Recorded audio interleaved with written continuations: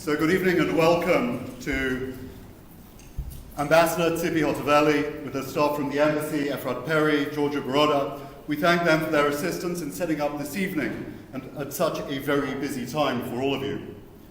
And to our special guests, the family of the late Ambassador Shlomo Argov, Judy and Itzik Orbach from Netanya, Edna and Daniel Jossel from Maryland, and to the Ambassador's grandchildren, Maya, now resident here in London. I had the pleasure of discussing photography with her at an event a couple of months ago. And Ori, we look forward to hearing you celebrate your grandfather's love of music with a couple of pieces on the trumpet very shortly. I'd also like to thank Shimon and Lucy, who has walked in at exactly the right moment, and everyone at Kinloss for helping to put this evening together. Many of us will remember the tragic attempted assassination of Ambassador Argov in June 1982. And the family has commemorated that incident and their father's service in other ceremonies this visit. This evening is supposed to reflect Shlomo Argov, the man, and Shlomo Argov, who connected with England and the Anglo community. When I received an email from Edna at the end of last year to check if a marriage registration at Finchley Synagogue corresponded with our synagogue, a glance at the signature of Benjamin Gellis, Secretary for Marriages, confirmed that my illustrious predecessor had officiated.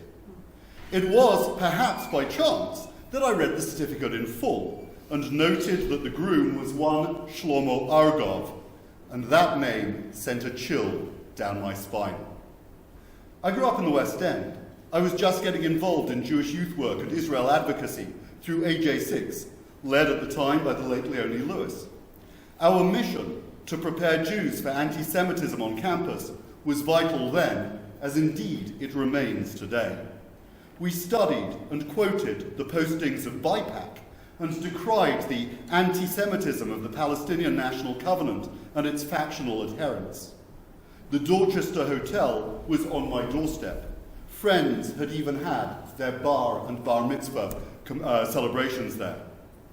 My outrage at this atrocity was one formative episode setting me on a trajectory of Jewish community service. Two of our very active members sent their apologies for this evening, and in part that's why we're recording tonight's proceedings.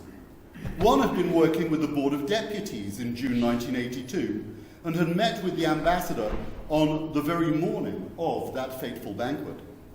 Another late member had been at one stage a parole tribunal member.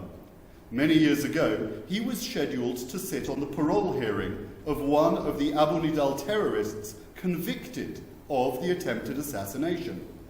He declared his interest as a staunch Jewish community member and Zionist to the chairman of the panel and offered to recuse himself. Parole was, in any case, denied. To Judy and Edna and family, to Ambassador Hotovely and family, you know how your public roles and private lives become complex and enmeshed. We would have you know that your lives, as well as your jobs, touch and affect us too. They shape our Jewish securities and insecurities. Israel matters to us, and so do you. It is with that thought that I have great pleasure in welcoming Her Excellency Tzipi Hotovely, Israel's ambassador, to the Court of St. James's. And the ambassador will be followed by the first of two musical tributes on the trumpet by Ambassador Argov's grandson, Ori Jossel.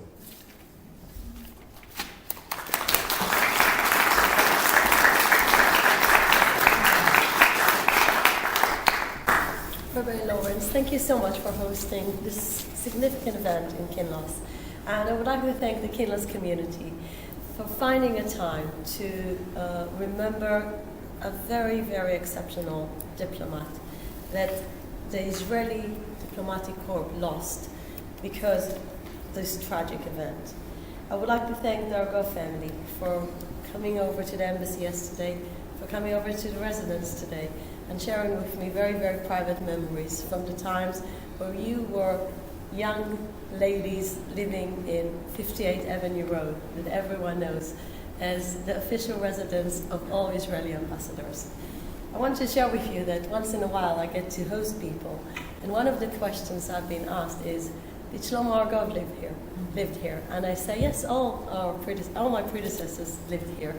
And then they get curious they ask many questions about that. And maybe now, after we had this very, very private meeting in the house, I'll be able to deliver more answers about his personality and his character, and not just to say how brilliant he was in his diplomatic skills.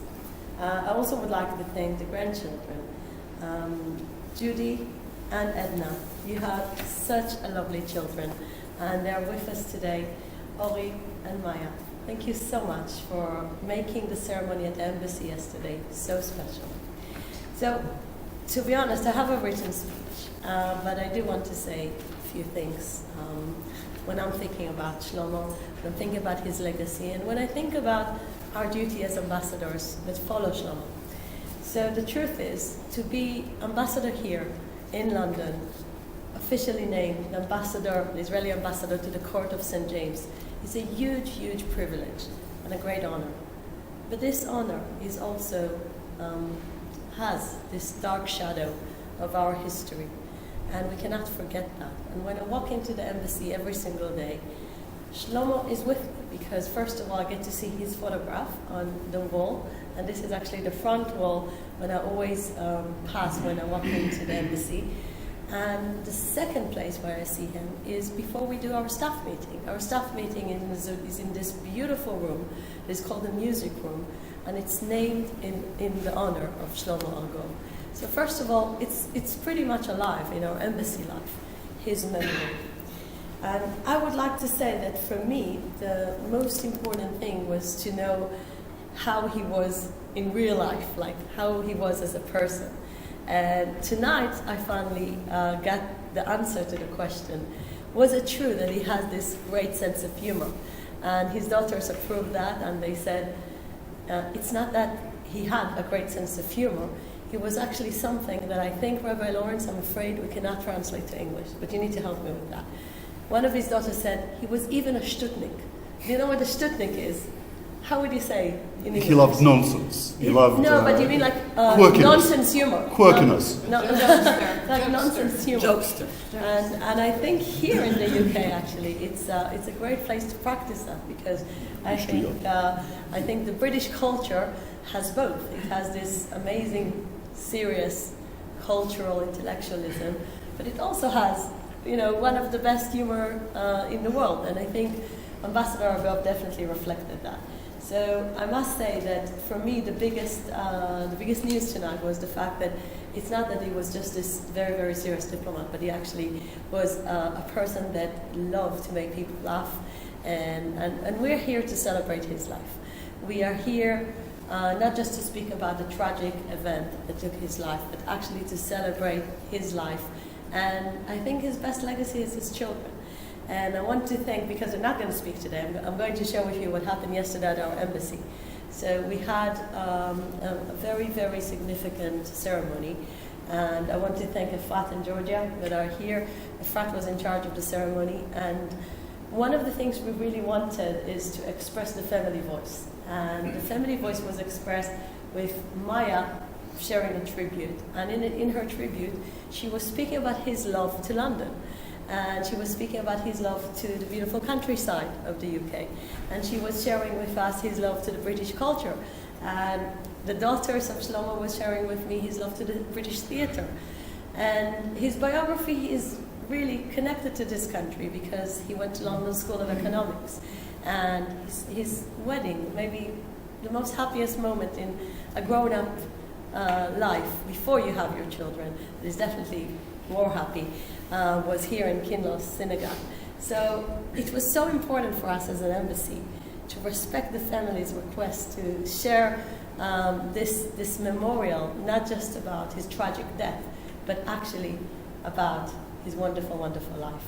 So I'm here to say how much we are remembering his memories with us as ambassadors, as diplomats. When I was appointed here, one of the first things I was asking my security team was, what has changed in security measures since Shlomo was assassinated? And they said basically everything. And one of the things, I actually went 2 days ago to the Dorchester to see in my own eyes where it happened and how it happened, with the very secret report about the circumstances that gave the information about the fact that Ambassador Argov is going to participate in this diplomatic dinner. And one of the things, I will share with you just a few of the things that has changed on the way we secure our diplomats. One of the things has changed. Ambassador Argov's car had very proudly the Israeli flag in front of it. And this is something we don't get to see anymore. So yesterday when our foreign minister came here to respect the ceremony and we went to the foreign office, one of the things I noticed, many children were waving to our cars because it was a convoy. But basically, we could have been everyone. We could have been the royals, we could have been the American ambassador, we could have been American president. We could have been everyone. So the people get it that some significant person is inside, but they have no idea it's the Israeli ambassador anymore. So this is a very dramatic change, that security measures, we don't carry anything that will recognize our cars. And to be honest, they keep on changing the cars to make sure that, again, it cannot be identified. And another thing that was changed, when Ambassador Argov was assassinated, there was a very, very dear policeman that was his security guard, which was just one person. So when he fell, when he was shot and falling down, basically his security guard went and went this hole through the passage next to the Dorchester, and he managed to catch the terrorist. But with Shlomo, there was no one besides his driver. So think about this tragic circumstances where you don't even have someone that can help you on real time, and you have just one person. So today, Israeli ambassadors have so many people surrounding them because of that. So I have 5 people to protect me whenever I go. And I asked one of our security teams how many people are around me when I go to Oxford University. Can you throw a number? How many people we bother when I need to go just to speak in a university? Throw a number. How many people come with me? 20. How many? 20. Try more? More? So 2 weeks ago, I went to Oxford Union to speak, and together with my own team, the British team, the Israeli team, and the local police, there were 100 people, making sure nothing will happen to me. So, and there were still protesters coming, so I'm just dealing with the Prime Minister's visit, so you can imagine how serious it is. So just sharing with you the whole concept of diplomats serving in the front line. And I want to mention that because diplomacy has this incredible image. I was just asked by someone, she was asking me, so you're in London basically, so when you don't have a Prime Minister or Foreign Minister visiting, basically you have time to enjoy the city and have a nice cup of tea. and I was telling her, actually we are quite a busy embassy. And this image is, again, because people don't understand. They don't understand the danger. They don't understand the fact we are in the front line.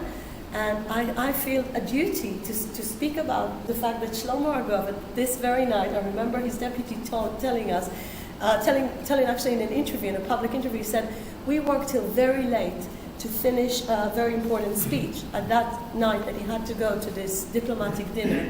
And it was one of those events you just must go because all the diplomatic corps were invited. And what I understand from the intelligence that was found out that because all the diplomats were invited, one of the Arab diplomats transferred the information that the Israeli ambassador is going to attend. And this is how it was exposed, and this is how they found out that there is an event that clearly the Israeli ambassador will attend. And he was doing his duty, and he was there representing Israel. And when I read that he was such an amazing orator and such a proud Zionist, that we all miss the fact that he's not among us anymore because his life we're taking at such a young age when he was really in the middle of his amazing career. So I think, as I said, the most important thing in this evening is to say, first of all, we remember Shlomo Argov. The community remembers, the State of Israel remembers, and 2 weeks ago I was delivering an article to the Sunday Times, and the opening statement was about the fact an Israeli ambassador was assassinated in London. And one of the response that we got was we didn't know it happened from our colleagues from different embassies. So it's important to talk about it. It's important to remember. It's important to remember diplomats are in the front line, and we cherish very much his legacy, and we cherish very much the fact that you choose to celebrate his life here in Kinloss. And I thank you again, and I can't wait till I hear more about Shlomo today.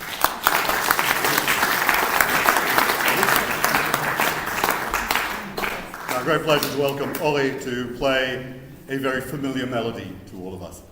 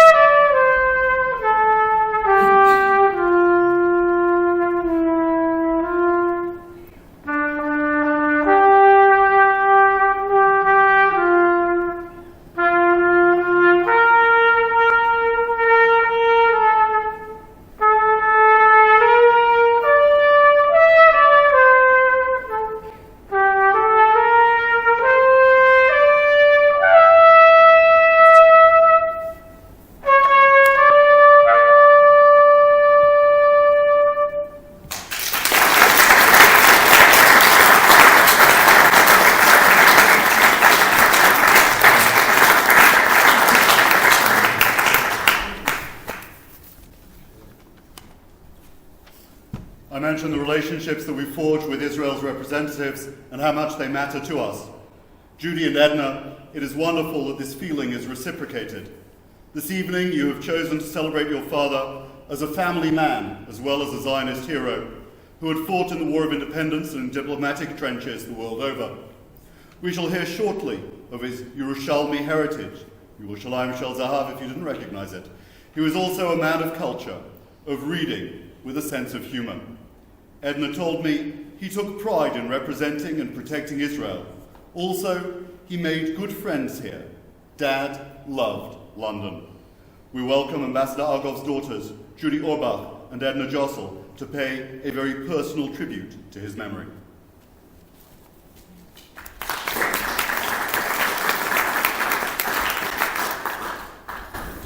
Thank you for allowing us to share the story of her father and mother to be here. It is, what are we? Oh, I'm not speaking loud enough? Am I speaking loud enough? For us, I know for me and probably for you, Judy, being able to come here and share this story with you and bring our kids, for me to bring Ori and share the story of my father, and for Judy to bring Maya and be part of it is huge. It is truly a wonderful feeling. Our father, Shlomo Argov, was born in Jerusalem in 1929, the son of Yechiel Margovsky and Yehudit Salomon. Through his mother, he was the descendant of a family that had already lived in Jerusalem for 7 generations, she being herself descended from Rabbi Avraham Zalman Tzorev, who had arrived in Jerusalem in 1808. One of the pioneers who rebuilt the Ashkenazi community of Jerusalem, Rabbi Tzorev obtained permission from the Turkish Sultan to rebuild the Chava synagogue, which had been destroyed during the Ottoman occupation. The synagogue that he built, itself destroyed in 1948 during the War of Independence, has recently been rebuilt as well. It is now a beautiful site in the Jewish quarter of Old Jerusalem. In a rare twist of fate, like his descendant, Shlomo Argov, Rabbi Tzorev was an early victim of terror in the land of Israel, being murdered by an Arab assassin in 1851.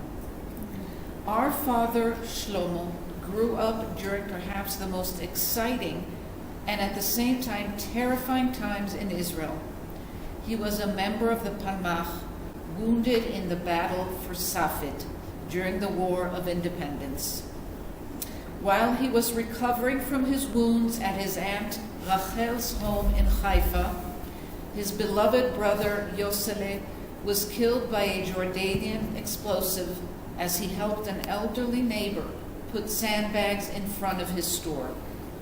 Those times during the first days of Israel's existence were difficult for everyone, and sadly, there are many such stories. My siblings Judy and Gideon and I grew up hearing wonderful stories from our father about life in Jerusalem during those early years of the fledgling Israeli state.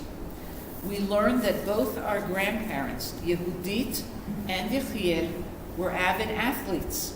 Yehudit was a track and field competitor who participated in the Maccabee Games and often organized races for the children in the neighborhood. Yechiel was a well-known soccer player who played with the Maccabee Soccer Club. One of our favorite stories took place during the British Mandate in Palestine. While our father Shlomo and his friends played in the streets and perhaps caused some mischief, a British soldier wishing to discipline them called Shlomo to him saying, "Hey, you, movie star, come over here." He was quite the handsome young man, over 6 feet tall, with a full head of hair and beautiful blue eyes.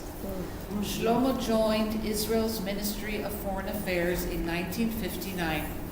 It was the start of a career that included postings in Ghana, Nigeria, New York, Washington, D.C., Mexico City, and The Hague. In 1979, he assumed his final post, that of Israeli ambassador to Great Britain. Along the way, he met our wonderful mother, Chava, who supported him through the not insignificant difficulties that come not only with the job, but also with a growing family.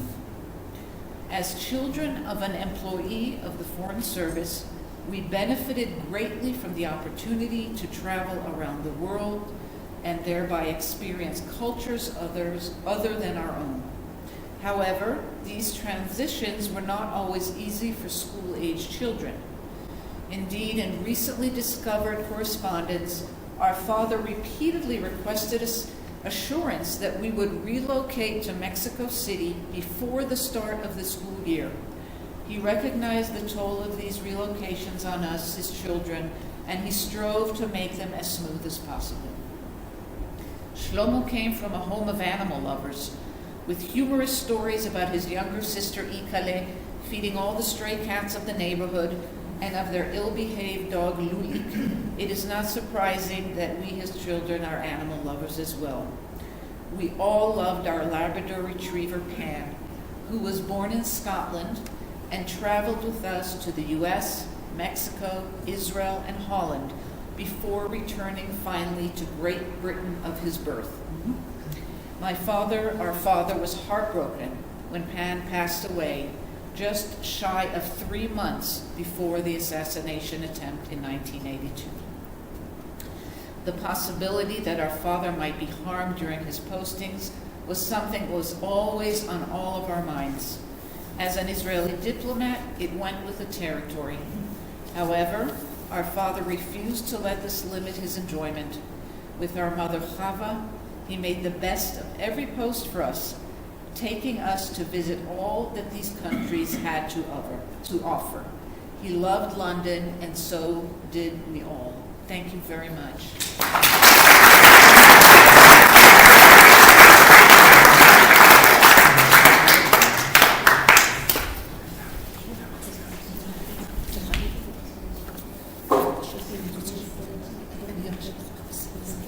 Your Excellency, Madam Ambassador Tzipi Hotovely, Rabbi Lawrence, friends, family, ladies and gentlemen.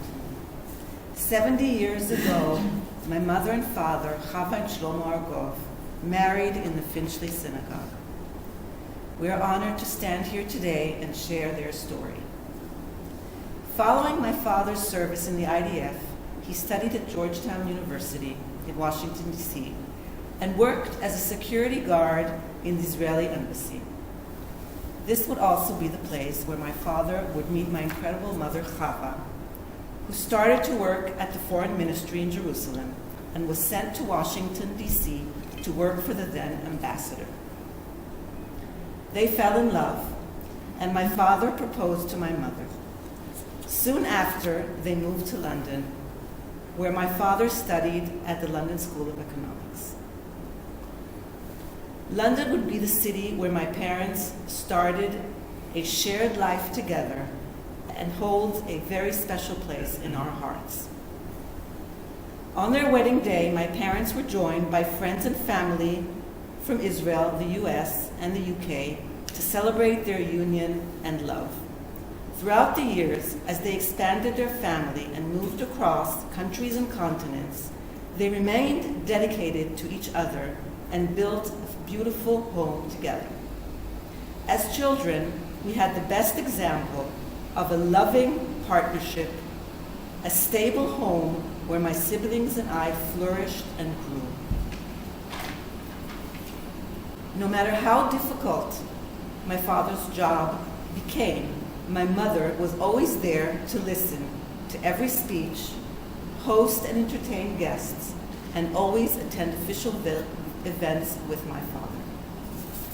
It is extremely moving for us to stand here today and remember their wonderful journey and where it all began.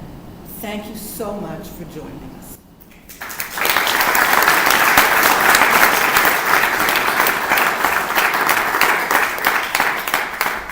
We welcome Ori back for another one of Ambassador Argov's favorites, this time from the stage. Hello, young lovers from the King and I.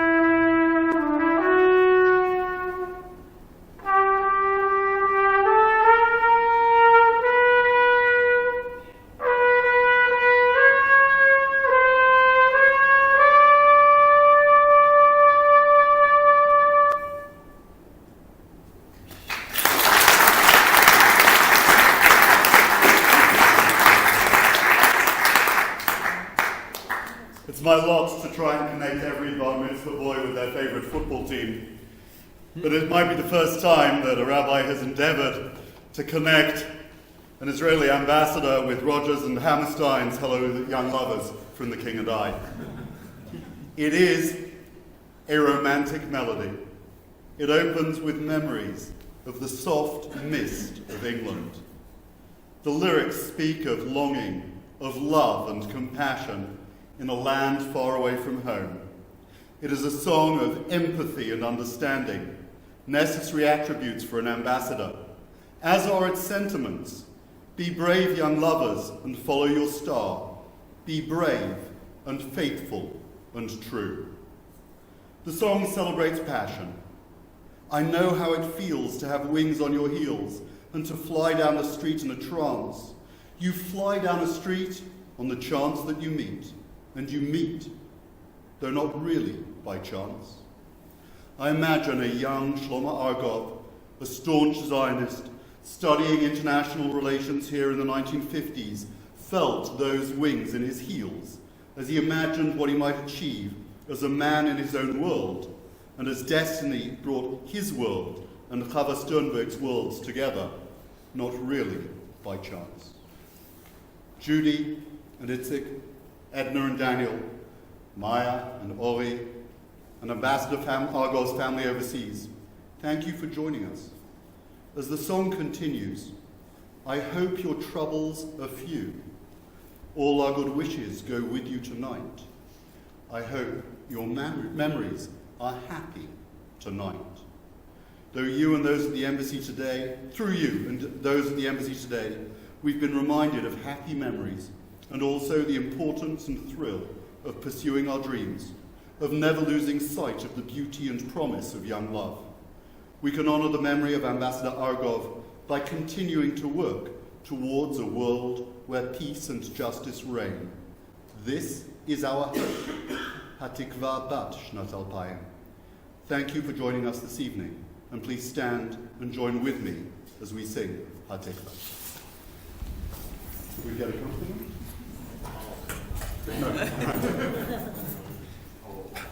Golot balevav benima nefesh Yehudi omiyah ulfatei mizrach kadima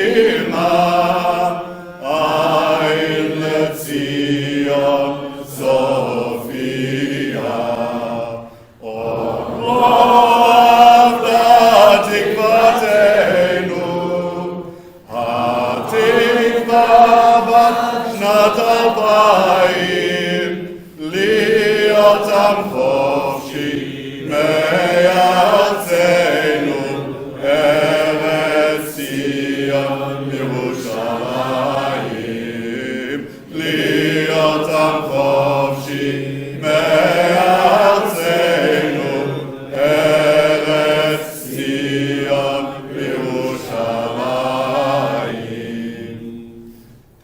Ladies and gentlemen, family, please do enjoy the refreshments. Thank you. Thank you. So nice. Thank you.